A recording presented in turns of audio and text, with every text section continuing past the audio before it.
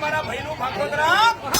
એ જેના દવાખાનાની માલિકો જેથી ડોક્ટર હાથ ઊંચા કરી દે ને તેથી મારું ભાગોદરાનું કદાચ 6 મહિનાનું છોકરું ઘોડિયામાં હિચકતું હોય અને કદાચ એને ખમા દેવાનું આવું એ તો હું ભૂગર યારી મેરડી